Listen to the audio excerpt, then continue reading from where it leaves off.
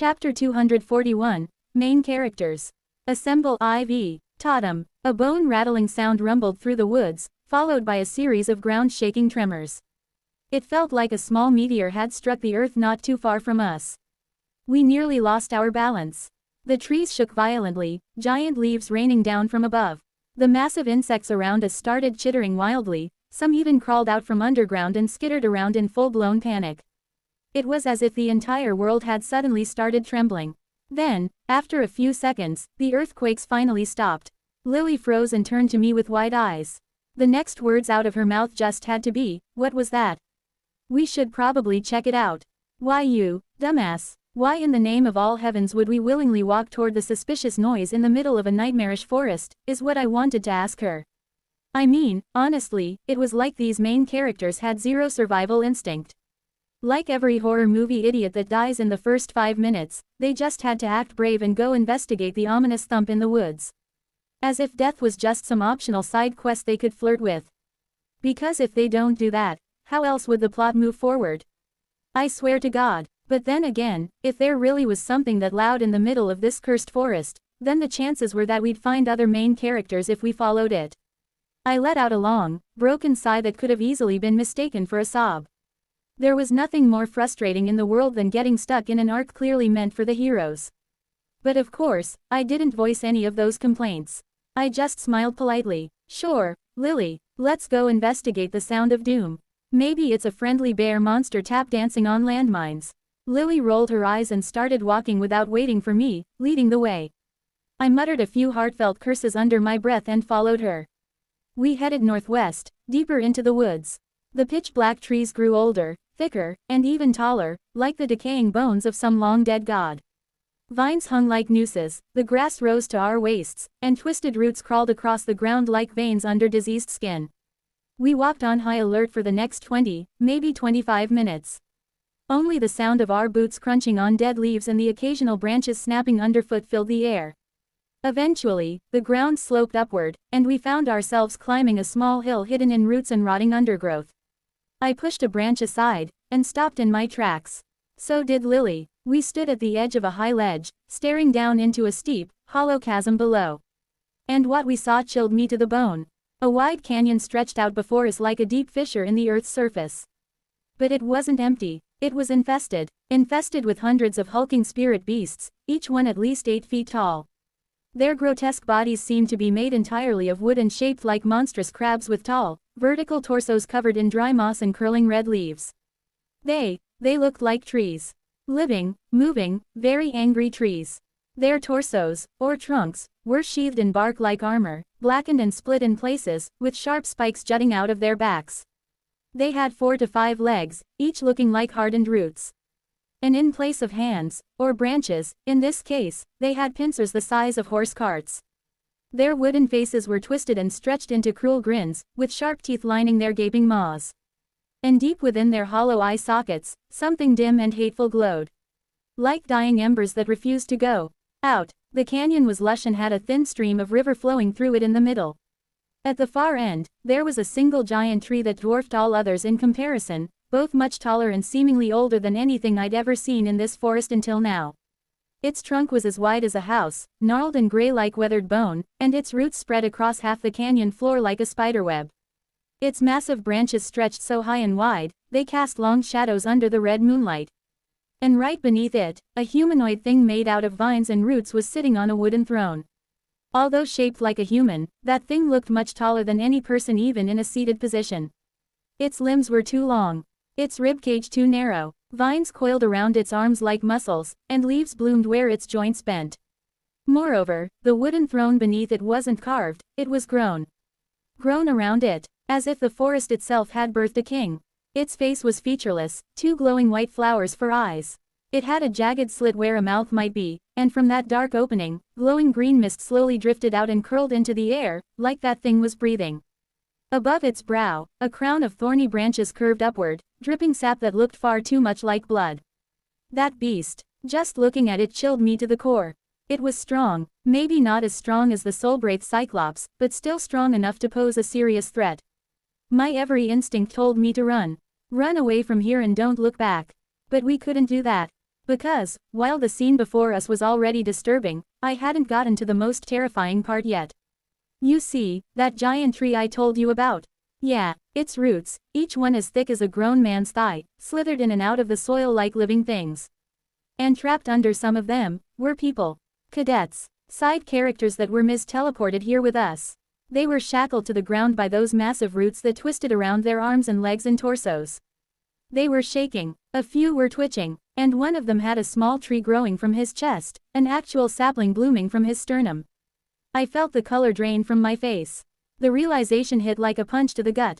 These tree crab things, these monsters, they weren't killing them, they were breeding them, and not with them, in them, they were laying eggs inside living flesh, turning people into gardens. And not just people, I could see other types of spirit beasts trapped there too. Roots piercing through chitin and fur alike. But the majority were our fellow cadets, around 7 of them. Most of them were still alive and breathing. And slowly being hollowed out. I saw one of the tree monsters click its pincers and plunge a needle-thin root into the side of a young man. We watched in horror as the boy screamed in burning agony and his belly began to swell. In the next moment, a sapling popped out of his sternum as well. But like all the others, the boy didn't die. It looked like he couldn't even scream. He was paralyzed, forced to witness the horror being inflicted upon himself as fresh roots began to twist and burrow inside his body, slithering beneath his skin like blind worms hunting for marrow. I didn't even realize Lily had stopped breathing next to me. My mouth was dry as well. Okay, I said, drawing in a deep breath. Let's get the fuck out of here now, please and thank you. I moved a step back, but Lily caught my arm. We can still save them, she said. I blinked at her. Are you crazy? Look at them, they're being used like fertilized soil. They have nothing left to be saved. Not them, she shook her head, then pointed somewhere at the distance with her chin. I mean those two. I followed her gaze. Across the canyon, just past a fallen log and trapped under a nest of tangled roots, were 2 figures. They were still unharmed. At least, for now. One was a white-haired young woman, tall and lithe and beautiful in the way a sharp blade is beautiful. Despite the deathly situation she was in, she was so calm that you'd question whether her mental state was all right. It wasn't. The other was a petite, noble-looking girl, with a doll-like face that'd make you want to protect her on sight. This one was currently unconscious, looking every bit a sleeping princess from old fairy tales. They were, of course, Juliana Voxblade and Alexia von Zinks. Also, I know it wasn't important right now, but I must tell you that they were wearing nothing but brasiers and skirts made of leaves. Yes, like I said. Not important. Just felt like I should mention it. Chapter 242, Main Characters. Assemble. Okay, this is not good. I muttered. Calm down, Lily whispered back. I scowled. I am calm. Shut up. I was not calm. Juliana and Alexia, 2 of the most important heroines, were about to become tree food. Now, it may sound harsh, but I could maybe afford to lose Juliana. Yes, she was a key figure in many plotlines. And, sure, losing her would make dealing with some of the upcoming events extremely difficult, but not outright impossible. However, losing Alexia so early in the story was a whole different matter.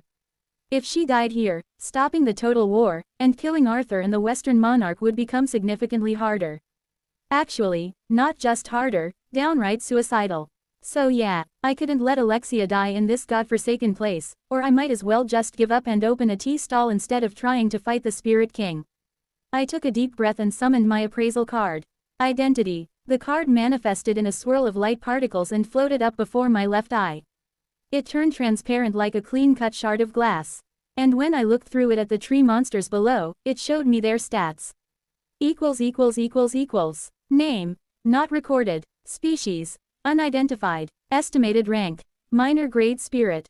Description. Not available. Advised action based on user's level. Engage with caution.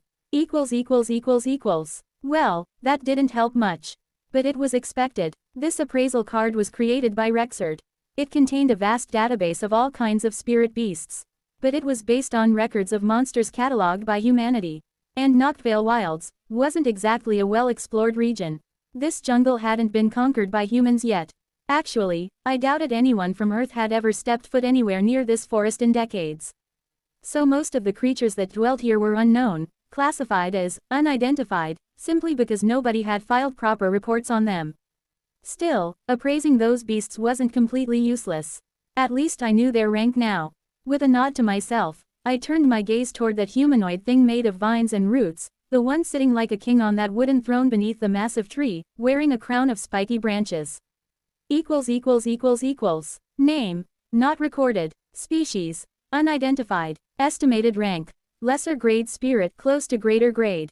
Description: not available. Advised action based on user's level. Do not engage alone. Yeah, just as I feared. That thing was a lesser spirit beast, on the verge of ascending to greater.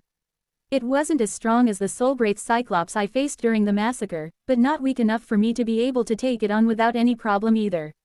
The suggested action was to not engage alone. Which made sense, because aside from that crown-wearing creature being a serious threat, the entire canyon was infested with a horde, no, an army, of those tree crab monsters. They were its minions. Hunting down that many beasts would require a full party of multiple C rank and at least 2 B rank hunters. Charging in there head-on without any backup would be actual insanity. Unfortunately, we didn't have much time. Because those tree crab monsters were now skittering toward Juliana and Alexia, ready to plant their baby trees in them. Okay, that sounded so much more disgusting than I actually meant for it to sound. But my point was, we had no time. So I dismissed identity and summoned another card. Lily widened her eyes at me. Wait, Sam, we need a proper plan of attack. I shrugged and stepped to the very edge of the ledge.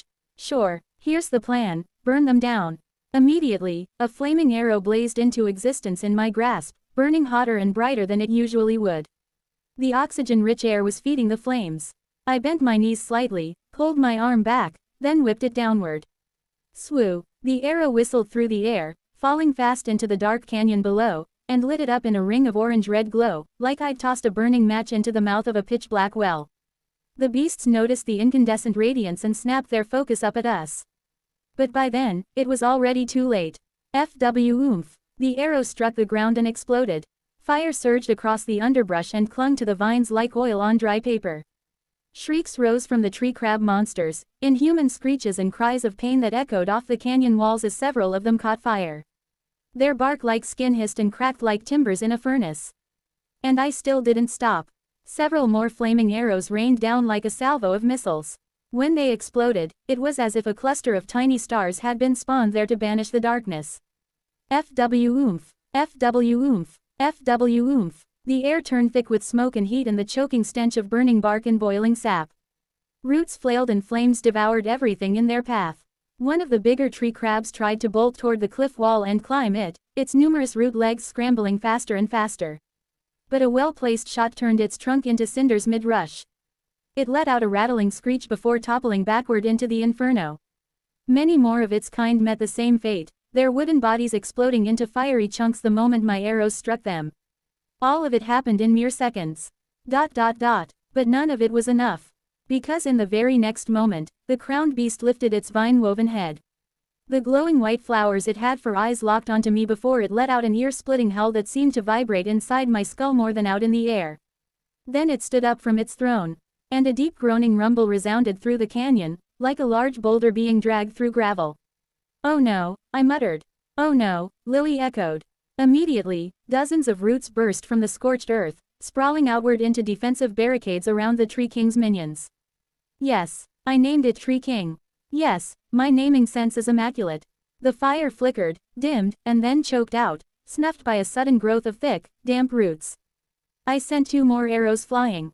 But more roots sprouted from the soil and coiled together to form a massive hand-shaped construct. Snap! The massive root hand caught both of my flaming arrows mid-air, like they were nothing more than toy darts, and crushed them. Embers sputtered out like dying fireflies. Swallowed by its barky fist. What the fuck? Lily took the words out of my mouth. Because seriously, what the actual fuck? That creature could manipulate plants. In the middle of a jungle. Seriously, that was such a broken power to have in the middle of a fucking jungle. Forget Tree King. Forest Lord was a way better name for that bastard. So be it, I said, summoning my origin card. Time for Plan B, which is? Lily asked cautiously. I grinned like a maniac. Hit them harder. And with that, I leapt off the ledge. Chapter 243, Main Characters. Assemble. The wind howled past me as I descended into free fall and felt that familiar, almost addictive, rush of adrenaline in my veins. I flipped once in the air, summoned another flaming arrow mid-fall, and fired it straight down at a cluster of tree crabs gathering beneath me. FWOOM. The arrow exploded with the force of a grenade, reducing those beasts to nothing but burning splinters and blackened charcoal in an instant. I landed in the middle of the blast zone, dropping into a roll to soften the impact. Dirt and ash flew up around me as I came up on one knee, another arrow already crackling into hand. The surviving tree crabs shrieked in fury. One of them, twice the size of the others, lunged at me from the side while snapping its pincer-like oversized pruning shears. I twisted my body and fired. Thwack! The fire arrow buried itself in its eye socket equivalent and detonated from within, spraying bark shrapnel in every direction. "You all are in my domain now, you bitches!" I roared, which made no sense, considering this was definitely the Tree King's domain, but hey, I was on a roll and no one was here to argue with me. Many more tree crabs scuttled toward me, desperate and furious enough to tear me limb from limb. My grin turned almost feral as I slammed both my palms to the ground. In response, a rippling wave rolled across the canyon floor like a stone dropped into still water. The ripple flipped over the incoming tree crabs like when you flick a tablecloth and end up tossing everything on it. The tree crabs lost their balance and fell one after another like knocked over dominoes. And before they could so much as twitch upright, I raised both hands. A heartbeat later, dozens of wide stone pillars erupted from the earth beneath the toppled tree crabs, launching them skyward like popcorn kernels in a microwave. A few crashed into each other midair. Another was yeeted clean out of the canyon with a noise that sounded suspiciously like a confused honk. One may even have been accidentally flung toward Lily. It wasn't intentional, I promise. Then, I kicked off the ground and dashed forward, heading left across that thin streak of river in the middle of the canyon, where Juliana and Alexia were still trapped, bound in place by massive roots. Willing essence into my legs, I ran as fast as I could. But I barely reached the river's edge when dozens more tree crabs came charging at me, hissing and screeching, their pincers snapping like oversized scissors. TCH. I skidded to a stop, gritted my teeth, and slammed both hands down again. From the ground behind me, two massive stone hands rose, each one easily the size of a small house. And in their grasp, a colossal battle-axe began to take shape from hardened earth and tough rock. By the time it was done being formed, the battle-axe was absurdly oversized, sharp enough to split boulders and wide enough to block the sky. The stone hands tightly gripped its handle, and swung it in a sweeping arc. Boom! The axe cleaved clean through the front half of the swarm. Dozens of tree crabs were split apart, carved mid-screech. The rest were sent flying back like scraps of paper caught in a storm, their limbs flailing wildly before they crashed into the dirt. But I didn't stop to admire the carnage. My eyes flicked toward the Tree King. That crowned creature of the canyon was already preparing to strike. Thick new roots burst from the ground before it, ready to lash toward me like a nest of angry serpents. But I didn't let it finish its preparation. The giant stone hands I had conjured pulled the colossal axe back in one clean motion. And then hurled it forward. The battle axe spun through the air like a massive, deadly wheel. Dirt and wind kicked up in its wake. The Tree King twitched. For the first time since I had seen it, it hesitated. It pulled its attacking roots back, now coiling them upward instead. In a blink, the roots knotted together into a massive, twisted trunk, easily twice as thick as the axe itself. The Tree King had formed a wall of living wood to shield itself. CRRAAAACK. The colossal stone axe slammed into the wall of roots with a shattering boom. The impact rocked the canyon. Bark exploded. Splinters flew like shrapnel. The trunk didn't break, but it came close. A deep crack ran through it, not clean, but still deep enough to bleed sap. The colossal axe was buried halfway inside the massive truck. The Tree King roared, or maybe that was just the wood groaning. Either way, I didn't care. I turned to resume running toward Juliana and Alexia, but before I could take even a single step, something slammed into my side from the left. Crunch! A tree crab's massive pincer clamped around my torso like a steel trap, lifting me clean off the ground and nearly chopping me in half. Gah! I groaned, eyes snapping wide from the pain. My ribs flared and my back screamed. I immediately forced essence into my midsection, hardening the muscle and bone there in a desperate attempt of reinforcement. The pincer still squeezed hard and crushed my flesh, but it didn't break me. I manifested a flaming arrow in my right hand and rammed it straight into the tree crab's upper arm, the same one holding me. FWOOM. The explosion lit the monster's shoulder like a firework. Its whole arm blew apart in a burst of embers and shattered bark. It let out a high-pitched cry and stumbled backward as the rest of its body caught fire. The severed limb, still gripping me, dropped with a heavy thud. I crashed down with it, still pinned inside the pincer, groaning in agony as I hit the ground. Damn, I hissed, tearing myself free from the cracked claw. I staggered back, lost my footing, and landed hard on one knee. Pain stabbed through my side. One of my ribs, the one I'd fractured during the fight with Jake, still wasn't fully healed. I gasped for breath with teeth clenched. And that's when I saw them. Dozens of massive roots, thicker than spears and tips sharpened like jagged lances, came whistling toward me from above, conjured by the Tree King. They fell fast, their sharp ends meant to impale me like shredded cheese. My hands snapped up, ready to summon a wall of stone or something. But I didn't get the chance. Because just in time, something, or someone, slammed into me, tackling me clean out of the way. We hit the ground hard and rolled a few times. The spiky roots crashed into the earth behind us with a thunderous crack, spearing into the ground like nails through paper. I gritted my teeth and pushed off the ground, coming up to one knee. And froze. Because standing beside me was a young man, his breath steady and his stance calm despite the chaos around us. Black hair, blacker than the feathers of a raven. Fair skin and eyes like the bottom of an abyss, deep and endless. Lean frame and sharp features. And that same aura of a cliché protagonist. Yup, I recognized this guy, all right. It was none other than Michael Godswill. Chapter 244, The Tree King's Court. I'll say this once, I don't like being saved from situations I could easily handle. This one, for instance. There was no need for Michael to jump in like some knight in shining armor, shoving me out of harm's way as if I were a damsel in distress. I could have blocked that attack. Effortlessly, might I add. Maybe it's my mountainous arrogance.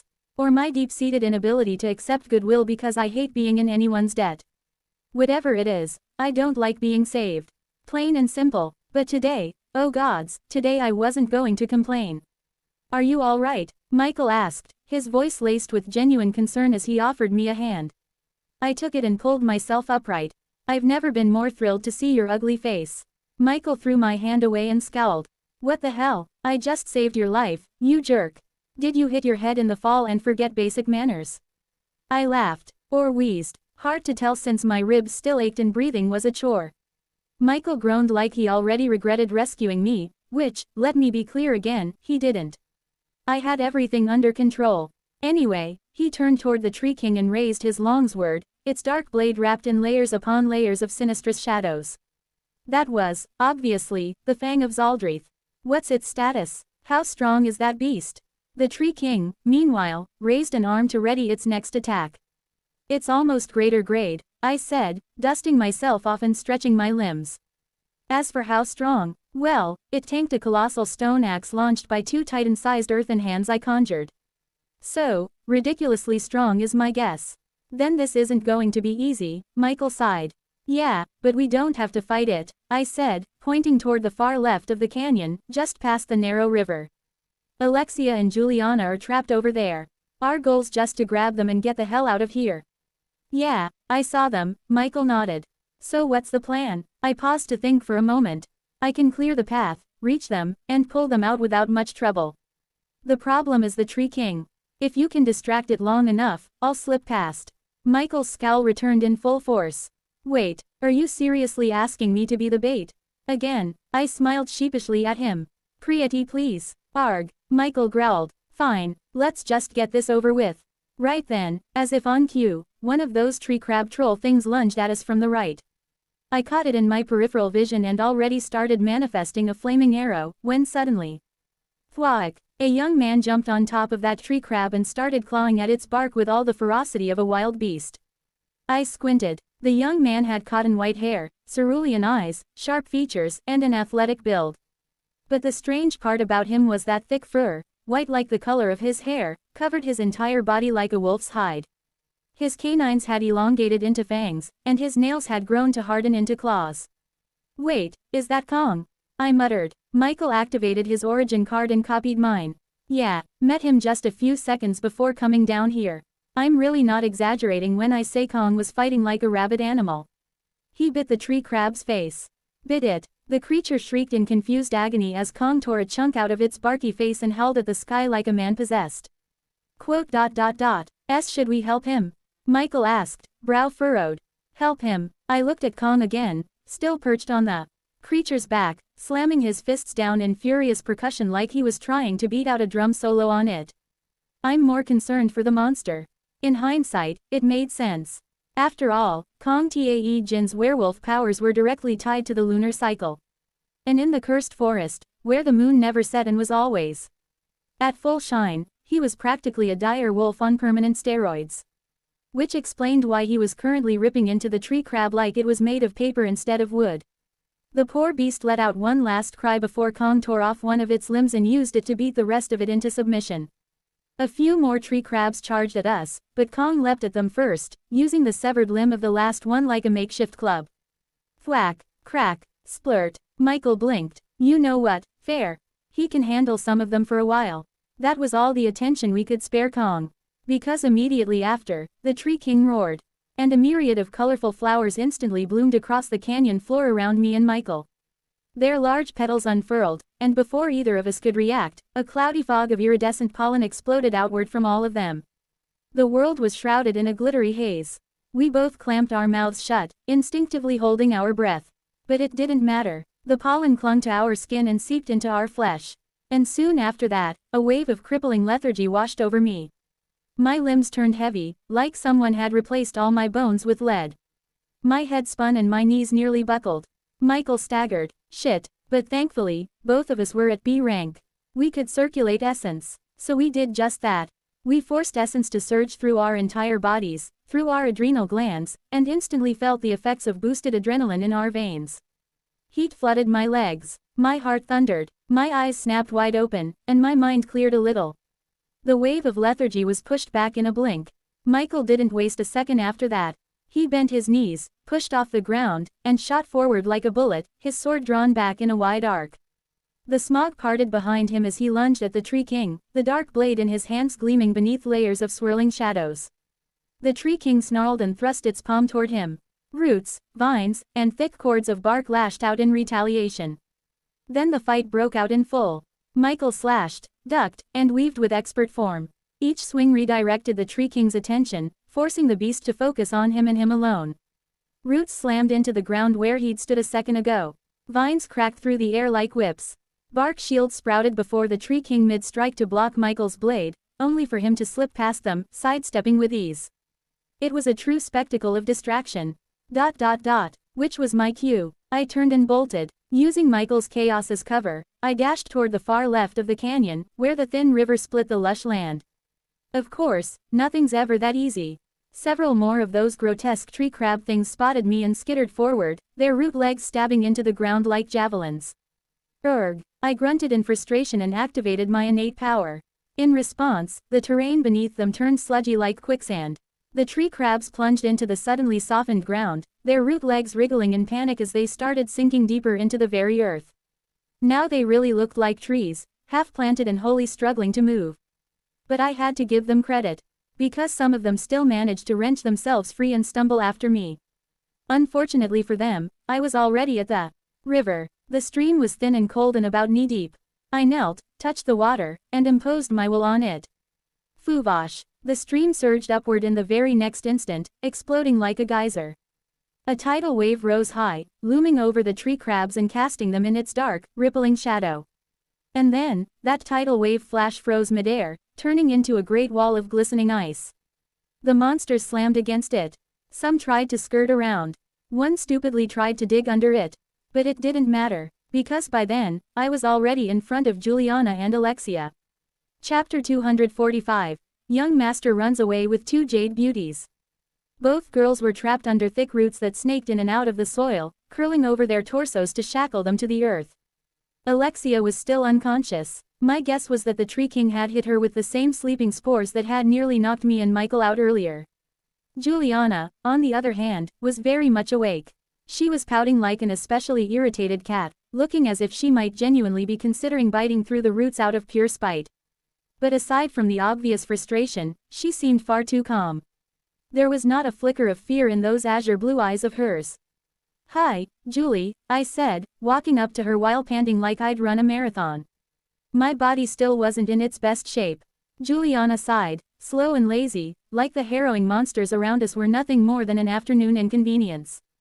"Greetings, young master. I have so many questions," I said flatly. Starting with, "What the fuck happened?" And ending with, "Why are you and Alexia wearing leaf clothes like a couple of cave women?" She gave a small shrug, well, as much as the roots binding her would allow, and pointed at the petite redhead beside her. "I was with her and a few others back at the night sanctuary, evacuating the plaza when we got hit by a misfired fireball from one of our fellow cadets. It did some damage, but mostly burned our clothes to rags."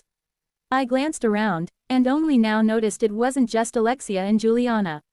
Every other half-dead cadet being used as a human planter, with a sapling jutting out of their sternum, was also either in makeshift leaf clothes or shredded uniforms. It was a nightmarish sight, by the way. Pale chests of young men and women cracked open like soil after rain, fresh branches splitting through their flesh and bone, bloodied leaves trembling faintly in the air under the red moonlight. I even recognized one boy from my hunter's ethics class. Juliana went on. "We didn't even make it 5 blocks from the plaza before we were teleported in this forest, a few kilometers away from here. Long story short, these tree monsters caught some of us last night and dragged us here. Alexia was one of the few who didn't get captured. But, like an idiot with a hero complex, she came here anyway to try and save us." I pieced together the rest of the story. Alexia must have charged into the canyon alone and unleashed the full might of her soul arsenal. Most probably, it was she who caused the ground-shaking rumble that Lily and I had heard earlier. Then the Tree King must have knocked her out and detained her. Yeah, I agreed with Juliana, it was a reckless move. Alexia shouldn't have come here alone. But thanks to the fact that she did, both she and Juliana would now survive. I glanced around again. Of course, plenty of cadets hadn't been so lucky. Besides the 2 heroines, there were about 5 other people here. And all of them were already beyond saving, their bodies now little more than nurturing soil for the plants burrowing in their flesh. There really was no way to help them. I felt bad, sure. But it was the kind of bad where you know there's absolutely nothing you could have done. These people were side characters, after all. In this arc, it was their fate to die. Still, seeing saplings sprouting from their ribcages while their unfocused eyes were frozen wide and their mouths hung open in soundless screams was deeply unsettling. "You look tired. Do be careful, young master. You wouldn't want to overexert yourself," Julie drawled, her voice dripping with exactly the kind of out-of-place, sarcastic concern you would expect from a psychopath. "Anyway, if you're done gawking at the botanical horrors, would you be so kind as to cut me loose?" "Right," I blinked, forcing my complete focus back on her. The roots pinning her down were thick, fibrous, and pulsing faintly, like they had their own heartbeat. There was no way I could tear them off with my bare hands. Hell, even with an axe or a sword, it would take too much time. I could use my powers, but I had to be careful not to hurt Juliana in the process. "Okay, let's see," I muttered, activating my origin card. Immediately, a wide patch of the ground behind me rose up and morphed into the shape of a massive, serpentine dragon. The dragon, sculpted from the rock and hardened earth itself, lifted its head as if it had just risen from beneath the land. Then it opened its maw, revealing rows of stone teeth so immense and dense they could grind entire boulders to dust. Without hesitation, I guided the construct's head toward the roots. The dragon's massive jaw lowered, and with one vicious snap, it tore through the fibrous shackles around Juliana like they were overcooked noodles. The severed roots splintered, writhed, and oozed sap before curling back into the soil as if retreating. The dragon turned to Alexia and crunched apart the roots binding her as well. Once she was free, I picked her up and slung her unconscious body over my shoulder. Then I turned to my dear Shadow. "Can you run?" Juliana stood with a pained grunt, shook her head, and pointed to her right leg. The wound on her calf, the one she'd sustained during the massacre at the night sanctuary, had split open again, bleeding slowly. "But I can still fight," she said, probably already thinking about summoning her swords. By now, the tree crabs had skirted around the majestic ice wall I'd raised earlier and were closing in. "No need," I said as the earthen dragon's body rippled like it was made of liquid clay. In an instant, its form collapsed and reshaped into a titanic hand. Before Juliana could even process what I was about to do, the gigantic earthen hand scooped her up. She shrieked as it lifted her high, pulled back, and hurled her toward the ledge like pitching a baseball. I clutched Alexia tight and ran straight at the oncoming tree monsters. I could hear their hungry screeches and the snapping of their pincers like oversized scissors. But just before they could shred me apart, a wide pillar of stone erupted from beneath my feet at a slanted angle, springing me into the air. Whoosh! Wind howled past my ears and the canyon floor blurred beneath us as I rocketed skyward. From up here, the swarm of tree crabs on the ground looked more like an army of oversized insects. I gritted my teeth, making sure not to drop Alexia, when Juliana suddenly came into view up ahead. She was flailing wildly, eyes wide, descending in an uncontrolled fall. I caught her midair as we passed, wrapping one arm firmly around her waist. Her skin felt warm against the cool wind, and I suddenly became very aware of the fact that she wasn't wearing many clothes. Or any at all. But then something far better drew my attention. The ever-composed, unflappable, indifferently passive Juliana was screaming. Actually screaming. She rarely ever lost her cool. And it was such a high-pitched, girlish scream that I almost burst out laughing. Almost. If I wasn't plummeting like a meteor, I might have savored it. Hell, I might have framed the moment in my memory. But the ledge was drawing closer way too fast. I willed essence into my legs, feeling the burn as strength surged through muscle and bone. Juliana's scream climbed an octave higher before. Whump! We hit the ground, and the ground beneath us buckled like a trampoline as I softened at the instant my feet touched down. The impact was cushioned, and I landed steadily, still holding up both barely covered girls. Chapter 246, The Tree King Wept.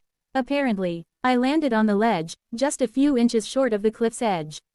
And immediately, I started running. I ran past Lily, who had been guarding the ledge and was valiantly fending off a tree crab that had somehow climbed up the cliff. Without so much as a glance at her fight, or even an offer to help, I ran straight into the forest, still holding the two girls in my arms.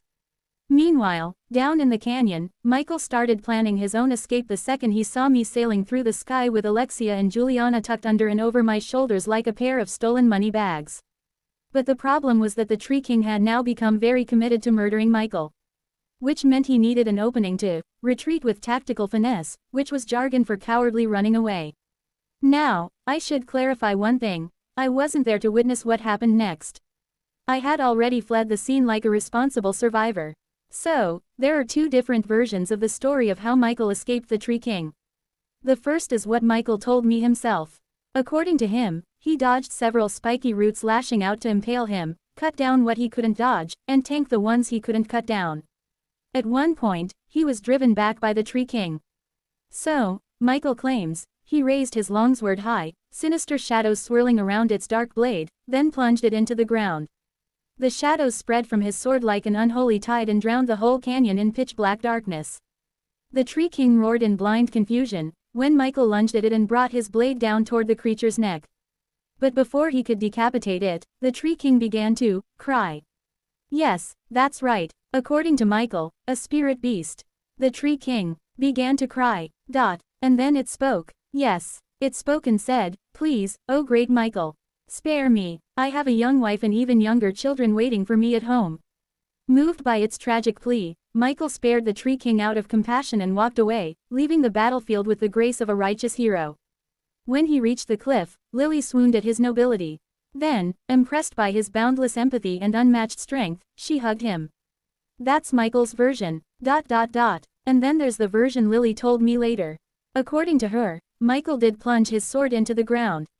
And when the canyon was swallowed by the sea of darkness, Michael immediately abandoned his heroic dignity and bolted while crying and screaming and praying all at once. He grabbed Kong, who had gone completely berserk by then, and conjured a wide stone pillar using my copied power. The pillar shot upward from under their feet like a makeshift elevator, carrying them toward the cliff. By the time it reached the top, Michael was clinging to Kong like a terrified child clutching his teddy. The moment he stepped onto the ledge, he nearly tripped, then ran off into the woods yelling, "Run, run, run." Now, who's to say which version is true? The answer might shock you. It's Lily. Lily's version is true. Anyway, once Michael and Kong vanished into the forest, Lily rolled her eyes and stepped back from the ledge herself. By now, dozens, if not hundreds, of tree crabs were already scaling the cliff wall to come after us. But as soon as the first of them stumbled over the ledge, Floom, the ground exploded under their root legs. The ledge shattered like a bursting dam. Shards of rock and dirt rained into the canyon.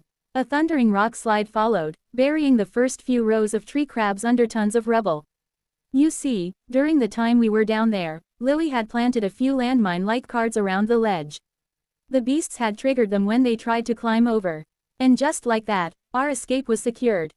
After making sure we were far enough into the woods, I slowed to a stop. Huffing and puffing, I gently lowered Juliana onto the mossy ground. 2 steps later, I set Alexia down as well, laying her perfectly on her back. Her ladyship was still sleeping like a princess who had somehow missed the part where we were running for our lives. Never, Juliana panted, pushing herself to her knees. Never do that again, please. Leave me to fate next time, just don't do that. I managed a breathless chuckle. Oh, come on, it was fun. You even screamed in excitement. Juliana glared at me with the fury of someone who had just survived a theme park ride built by a madman. I happened to be that madman. I screamed because I thought my spine was about to snap from the G-force. She shot back. I laughed, watching her collapse back onto all fours, trembling like a leaf. My laughter, however, faltered as I once again realized just how little that cavewoman outfit actually covered her. Too much skin. It was too much skin. I mean, sure, Juliana usually wore low-cut tops or high-slit skirts. I'd even seen her in bikinis whenever we went to the beach. But this felt downright indecent, so I coughed and dutifully looked away like the gentleman I unquestionably am. Then I looked back. Hey, in my defense, I wasn't oogling. Heavens no, I was merely conducting a very thorough, very professional injury inspection for my shadow's well-being. Juliana must have caught the pause because she suddenly whipped her head up and locked gazes with me. Eyes up, young master. I threw my hands up innocently. What? I was just checking to make sure you didn't have any scratches. Her eyes narrowed. Deep, severe scratches, I clarified quickly. The kind that could lead to infection and eventual tragic death, you see. I just want you to live a long and happy life. She scoffed and moved to stand up straight. That's when 2 details caught my eye. First, a blue rose vine design tattooed along the curve of her right thigh. Second, an anklet made entirely of fake nails wrapped around her left foot. I tilted my head, curiosity winning over propriety. The rose vine made sense. It looked tribal, stylish, and a bit mysterious. I had seen that tattoo before. It suited her. But the anklet, the fake nail anklet, that was new. Just what kind of accessory was that supposed to be? What is that? I asked before my self-control could kick in. Juliana glanced down at it, then back up at me. A slow smile bloomed on her lips. I did not like that smile. Swish, swash. But before she could answer, 2 humanoid shapes burst out from the overgrown bushes to our left. Chapter 247. Protagonist saves the ungrateful young master. From the overgrown bushes on our left, 2 humanoid shapes burst out. At first, I thought it was Michael and the others, but what the? I blurted in shock as I got a better look. Those 2 figures weren't people at all. If anything, they looked more like massive globs of drying mud, lurching toward us awkwardly like drunk men. One of them let out a gurgling, wet sound that almost sounded like a laugh, if mud could laugh. The other swayed dangerously, its body cracking and flaking with every stumbling step. I activated my origin card, and Juliana wordlessly summoned her swords. We were about to make quick work of the 2 monsters when we both suddenly stopped. Wait, I muttered, narrowing my eyes. What are they doing? Even Juliana looked mildly puzzled. They seemed to be waving, bowing, and now one of them is groveling. No, she wasn't exaggerating. The 2 mud glob monsters before us were indeed waving and bowing and groveling. One even started breakdancing.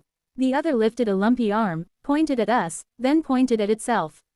I glanced at Juliana. Hey, you're academically smart, right? Is it normal for low-level monsters to breakdance? She shrugged, as impassive as ever. Not unless they're shapeshifters. In any case, let's just kill them. I nodded. True. I was just about to conjure a stone lance to impale these breakdancing blobs when one of them began flailing its soggy arms in panic. Yo, chill, it's me. Your BFF. It croaked, voice muffled like it was shouting through a bucket of sludge. Ray Warner. I'm Ray Warner. I squinted suspiciously. So did Juliana. Impressive, she said. A monster that can speak and has a name. It'll fetch a high price if we capture it. Ray, or what was allegedly Ray, started hopping in place, chunks of dried mud flaking off. No, no, no. It's me, a fellow human, cadet rank 2. He turned to me. Samael, you fawned over my good looks when we first met. Then you begged to be my best friend. Don't you remember all that? No, actually, I didn't remember, because none of what he said ever happened. But it did confirm one thing. This glob of mud really was Ray. Because only he could be that delusional. I sighed. And who's the second one? Quote. Vince cleverly, the second one replied, his voice heavy with shame. I blinked. Ah, so these two had already met, huh? In the game, their bromance was infamous. Infamous for making you wonder if fate had deliberately paired them together just to make everyone else's life harder. Ray was loud, flashy, always flirting with any pretty girl in sight, and had the self-awareness of a concussed squirrel. Vince was quiet, cunning, and a compulsive scammer. Together, they were somehow both unbearably annoying and unnervingly effective in a fight. But right now they just looked like a pair of misshapen clay sculptures that a toddler had abandoned molding halfway through. Juliana tilted her head slightly. So, what exactly happened to you two? Mud spa gone wrong. We fought a swamp monster. It might have won, Ray admitted, slumping like wet cement. Vince let out a broken sigh that could have been a sob. We can't use any cards. This damn mud has some unique property that blocks us from accessing our soul arsenal. The mud, I thought, it's probably jamming their essence control. Since C-rank awakened couldn't sense essence and only manipulate it by instinct, they wouldn't realize if something was disrupting their control. Juliana raised an eyebrow. So you two are literally dirt now. Ray groaned. That's not the point. We need help before the mud dries out completely and we die from oxygen deprivation. It's already getting hard to breathe. Feels like I'm buried alive. At that, Juliana turned to me with her usual calm deadpan. I still think we shouldn't take any chances and kill them. What if they really are monsters? This girl, she just needed any excuse to suggest murder. No, bad, Julie, I scolded her while walking over to the two of them. We don't kill questionably innocent people. Maybe you don't, she mumbled. For my own sake, I pretended not to hear her and reactivated my origin card. Anyway, I said, stopping in front of Ray. I'll help you too. Consider this your lucky day. Samael, get down. I was just in the middle of my generous speech when I heard Michael's shout. Thwam. And then, before I could even blink, he came barreling through the bushes and tackled me from the side, knocking us both to the ground. Arg, I groaned. That bastard had slammed his shoulder right into my ribs, the same ribs that still hadn't fully healed. Writhing in pain under him, I cried out, what the fuck is wrong with you? Michael scrambled off me and stood up, his dark longsword in hand. I just saved you from these mud monsters. No, you didn't, you dumbass. I snapped, clutching my side. Those are Vince and Ray. Michael blinked, his sword lowered as he saw the mud monsters weakly waving at him. Quote. Huh, do you think I'm stupid? I demanded. Why would I walk up to two beasts with my guard down unless I knew it was safe? Michael's face flushed crimson in embarrassment. He shrank in on himself like a scolded child. I thought I was. Just don't save me. I pushed myself up, wincing. If you think I'm about to be killed, just let me die. At least then my ribs will stay intact. I brushed myself off, still glaring at him. My ribs throbbed in agony, and I was about 2 seconds away from manifesting a stone mallet just to bonk him on the head for his heroic tackle. Shaking my head, I stepped toward Ray again, when thwam, something, or someone, else crashed into me in a blur, smashing through my shoulder. I hit the dirt again. And already moving past without a single look back, was Kong. He rushed straight to Alexia's side, dropping to his knees beside her like the overprotective mutt he was. Oh, for fuck's sake. I wheezed, clutching my ribs. Are you blind or just stupid, wolf boy? Kong ignored me completely, his white fur catching the red glow of the moonlight. His cerulean eyes stayed locked on Alexia's unconscious face, and his fangs were bared dangerously like he was ready to rip apart the forest itself if it so much as came near her. Is she okay? He growled in tone low and edged like gravel.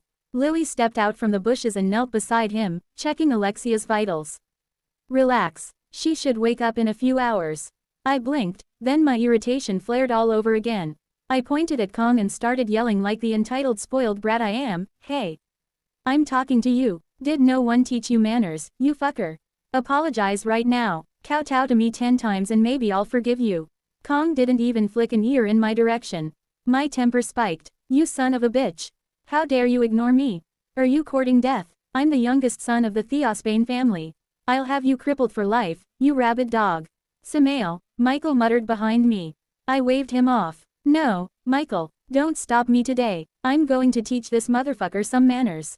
I was halfway through re-rolling my already rolled up sleeves when Michael suddenly grabbed me and spun me around. I was about to unleash another tirade, until I saw Vince and Ray. The mud coating their bodies had almost completely dried. They had both fallen on the ground now, twitching uncontrollably. From the looks of it, they were probably suffocating. Oh, right, maybe I should help them first. Chapter 248, I didn't blush.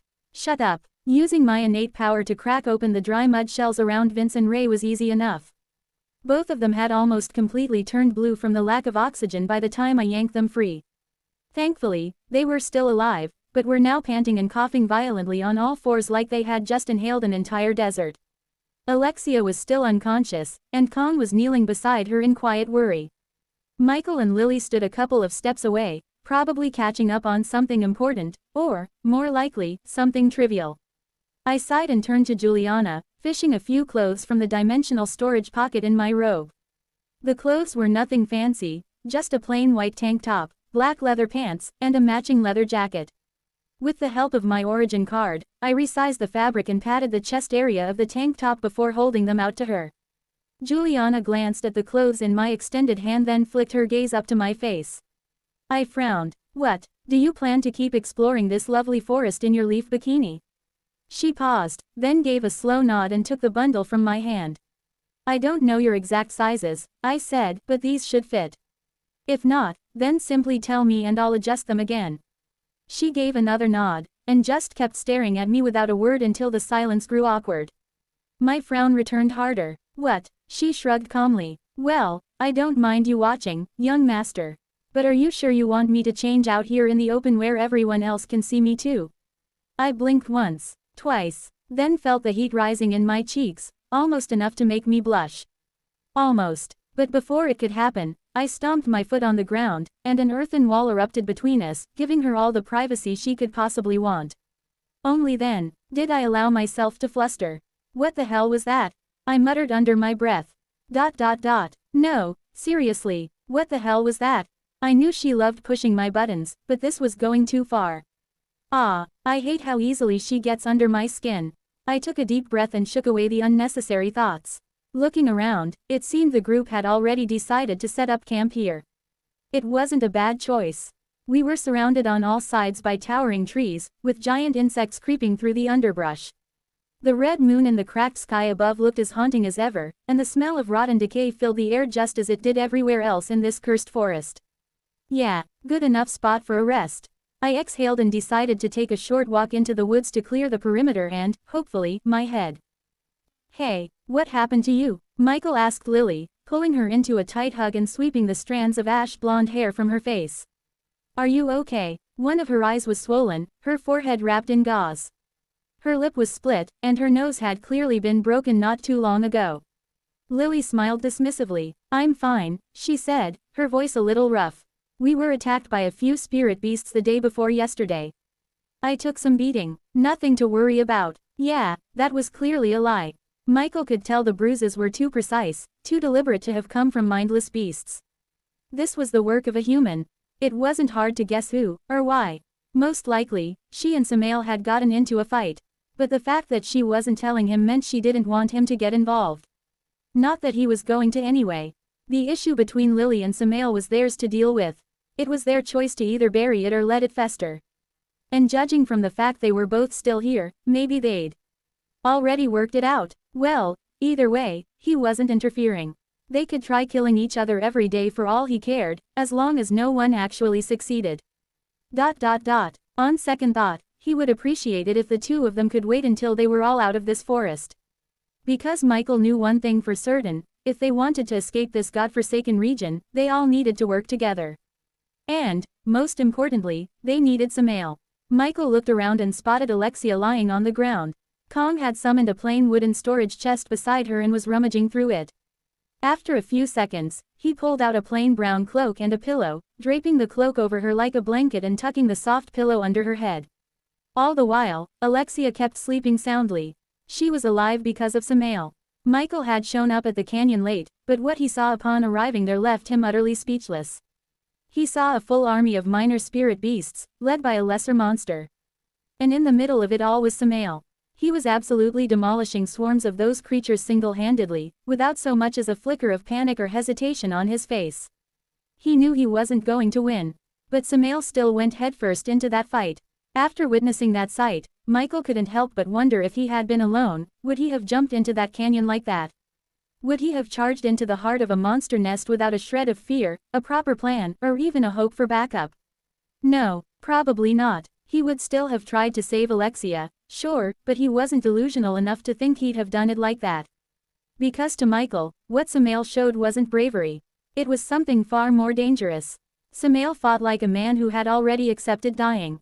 And not recklessly or desperately either, but with the terrifying composure of a man who sees death as just another possible outcome he could work with. That wasn't something you could learn. That kind of ruthless mindset came from surviving things that should have killed you, over and over, until fear stopped being a factor entirely. And Michael knew if that kind of person was on your side, you had a weapon no enemy could easily counter. But if they weren't, then you had a problem you could never truly predict. He knew all this firsthand. After all, it was because of Samael that they won the team test. It was because of him that they minimized the casualties in Ishtara. And it was only because of him that they were able to save hundreds of cadets during the Night Sanctuary's massacre. Every time he was with them, they had been able to overcome the odds. So Michael knew if he accompanied them in this jungle, chances were that they would survive this ordeal as well. He exhaled slowly, glancing at Alexia again. Her chest rose and fell steadily under the cloak. Next to her, Kong pulled a few small vials from the storage chest, each one filled with faintly glowing bluish-green liquid. He walked over and handed all the vials to Lily. "Here," he said, "low-grade healing potions, potent enough for small cuts and bruises." Lily took them with a, "Thanks." Michael arched a brow. "What else you got in that chest? Any rations?" Kong shook his head. "A few snacks, but no proper food. Just the young lady's clothes, camping gear, and first aid items." Michael wanted to ask, just who packs camping gear but no proper food in a storage artifact? But Kong was already walking past them, probably going to scout the area. Michael sighed and stepped back from Lily. "I should check the surroundings too," he told her. Even though she had already placed trap cards around the perimeter. Because, well, he also needed to go talk to Samael. Chapter 249, The spider was definitely eyeing me. The red moon kept spilling its crimson light somewhere beyond the horizon, like a wound leaking blood, casting a rust-colored glow over the world. The rustling of enormous leaves and the skittering of giant insects shattered the forest's hush. Each sound sent shivers crawling up my spine. On the brighter side, the cold night wind felt fresh against my face, brushing through my golden hair the same way it rippled across the waist-high grass. I had just begun to enjoy the breeze when a spider the size of a small car peeked from the bushes. The spider's face, looking disturbingly human, was stretched into an inhumanly wide grin. It didn't dare approach, just stared from a safe distance. Its many pitch-black eyes stayed fixed on me. And under the haunting red moonlight, the whole scene was 10 times more harrowing than anything my words could ever convey. "Gods, this place is so fucking creepy," I exclaimed as the spider slipped back into the oversized undergrowth. "You think so?" Michael's voice resounded from somewhere behind me. His footsteps crunched closer until he came to stand at my side. I threw my hands up. "Too many creatures here look like unholy mashups of humans, insects, and plants. If you listen closely, you can quite literally hear some trees screaming. And I just saw a very suspicious spider eyeing me up and down." Michael shrugged. "Maybe she was interested in you." I scowled. "Please die." He laughed. We stood there for several long minutes in silence, until the quiet grew heavy. I let out a sigh that could have been mistaken for a groan and turned to him. "Michael, I know why you're here.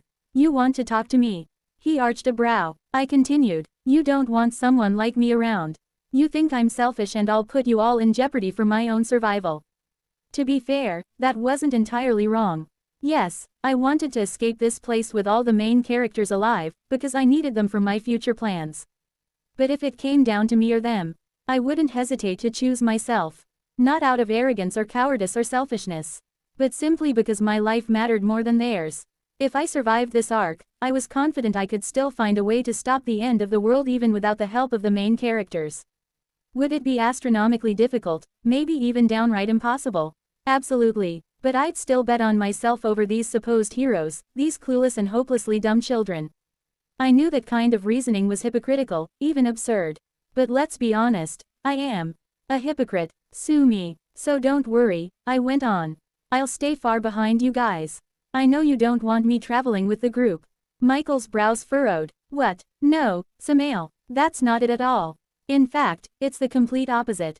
The complete opposite. I squinted in confusion. So, I don't want you traveling with the group. Arg, Michael groaned. A vein popped at his temple like he was desperately resisting the urge to strangle me. I mean, I want you to travel with us. Quote. Oh, I blinked. Yes. He nodded, then exhaled woefully. Samael, I've seen 6 cadets die in half as many days. Yesterday, I came so close to saving one boy, but I couldn't. I knew him. He used to sit in front of me during applied advanced physics. But I wasn't fast enough. And I had to watch a beast butcher him right before my eyes.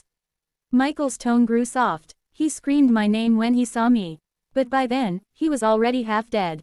And in the very next moment, he wasn't even a body anymore, just scattered chunks of flesh. The silence that followed pressed down on us. Even the wind seemed to halt.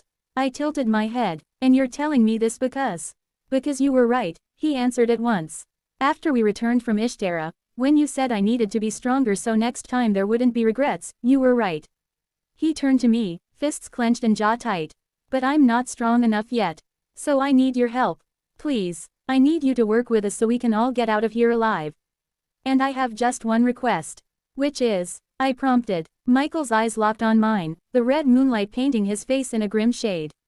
Use only me. No one else's life should be put at risk.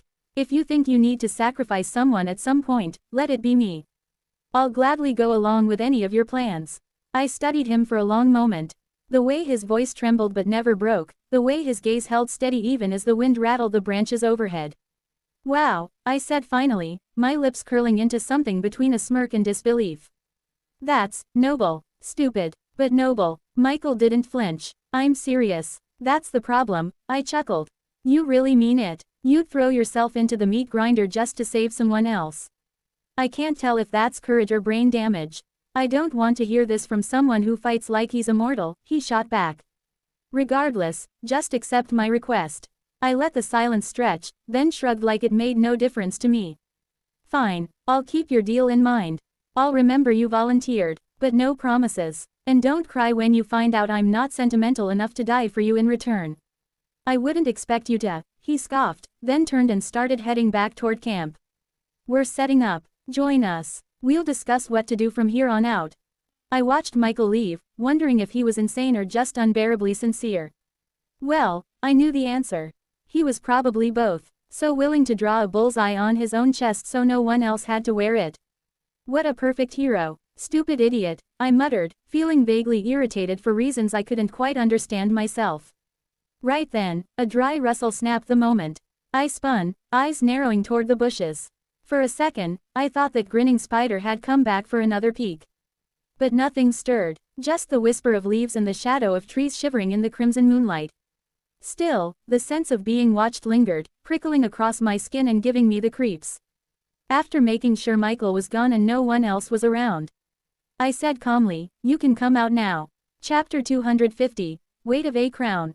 You can come out now. For a few heartbeats, nothing happened. Then a cluster of massive ferns shook nearby, and someone stepped out.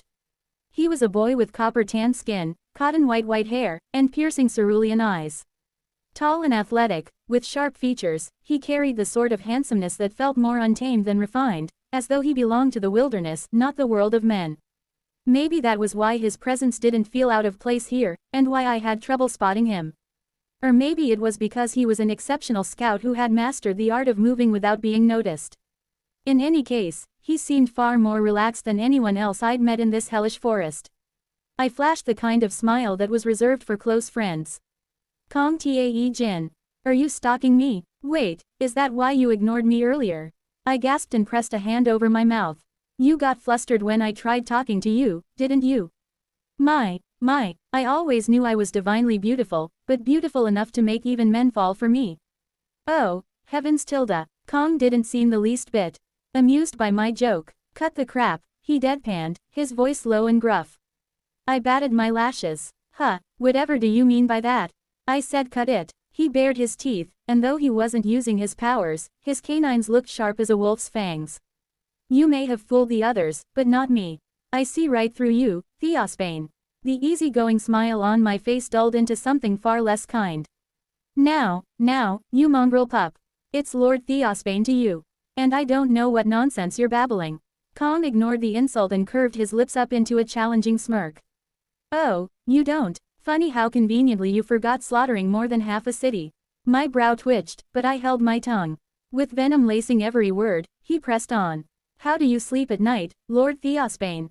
If it were me, the faces of all those I sent to the grave would haunt my dreams. So tell me, don't they haunt yours? I stayed silent, keeping my face expressionless and eyes half-lidded. Kong kept talking, his smirk stretching into a taunting grin. Come on, deny it. Pretend you don't know what I'm talking about. Play dumb. He stepped closer, then closer still, until he was face to face with me. But you can't, can you? I've done my digging, and I know for a fact that you orchestrated the destruction of Ishtara. I chuckled, but there was no humor in it. I still don't know what you're talking about. Oh, allow me to jog your memory. Kang's wolfish grin stayed intact but his voice dropped even lower. As soon as we left for the mission, you started riling up Michael. You pushed his focus entirely onto the Overlord, while you quietly worked on setting up the High Priest. And right when we needed them the most, the city's blueprints just happened to fall into our hands. He raised a finger. But here's the thing, I have near-perfect memory, you see. And I remember those blueprints were wrong. They described the tunnels connecting to the Overlord underground lab. But while the information seemed true, the designs themselves were fake. That means someone already knew what was happening in Ishtara. Someone knew we'd be investigating. He lifted a second finger. And that someone wanted to keep us away from the church. As in, Lily, Michael, young mistress, and me. Not you. Because it was an inside job. And you were behind it. I opened my mouth to speak, but he cut me off. You led us to the Overlord. Then you tipped him off. You told him we were coming for him. My guess. You did it to frame the High Priest. To pit him against the Overlord so they'd kill each other. And that's exactly what happened. He clapped a few times. At this point, I just let him continue his monologue. And he did. Both their bodies were found in the High Priest's safe house, all his treasure looted. It doesn't take a genius to figure out who walked away with that treasure. Me, I guessed. He snapped his fingers. Bingo. I don't know why or what treasure you took, but I know it was you. You manipulated us all and schemed for Ishtara's two most powerful men to kill each other. He shrugged. Michael's a great guy, but not the sharpest. He didn't see you pushing him away on purpose. After Ishtara fell, the poor fool blamed himself, drowning in guilt for not listening to you. And that was your plan from the start. He paused. Lily's sharp, but her history with you clouds her judgment. She's biased. As for my young mistress, she would have figured out your half-baked manipulation under normal circumstances. But for some reason, she also favors you. Kong leaned in, practically snarling. So, I guess what I'm saying is, you were the puppeteer pulling every string while we danced for you like fools. You were the architect of Ishtara's fall. You were the cause of all those deaths. And you thought no one would figure it out, but I did. He jabbed a finger into my chest. Don't bother pretending otherwise. I've connected enough dots to know the picture. Maybe I don't have the whole canvas yet, but the shape is there. And it looks an awful lot like you. I took a deep breath, then exhaled. Wow, your imagination is truly wild. Anyway, could you not invade my personal space? Back off, shoo. Kang's eyes flashed like a predator ready to strike. Mock me all you want, Lord Theosbane. Act like a hero in front of everyone else. But I know what you really are. You're a fraud, a traitor, a selfish bastard who thinks he's untouchable. A villain, and hear me well, if you drag my young mistress into danger again, it'll be the last mistake you ever make. I paused, blinked a few times, then broke into laughter. Wah, ah, ha ha ha, oh, Gods, Kong. You can't be serious. After all that growling and your big detective speech, all you care about is keeping your precious young mistress safe. Just how whipped are you? I swear, Julie will hate you. Shut up, Kong barked. You think this is a joke? That the lives you toy with are just pawns for your amusement, Kuaa. Before he could finish, my hand lashed out and seized his throat.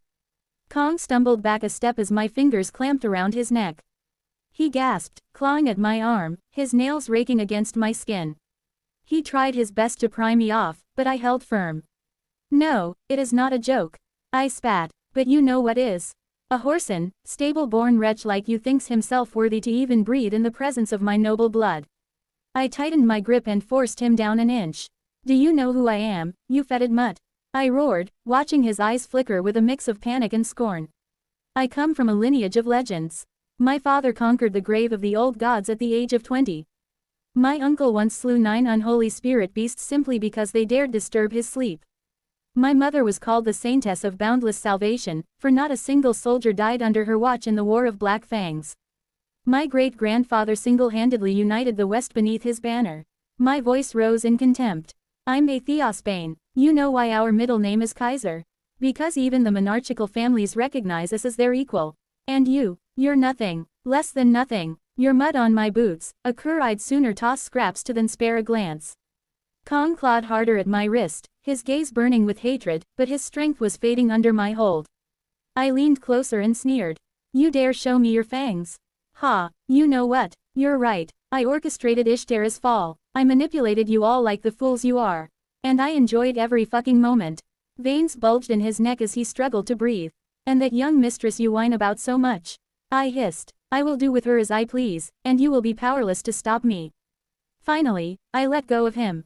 Kong collapsed to his knees, coughing and clutching his throat as if trying to reclaim the breath I had stolen from him.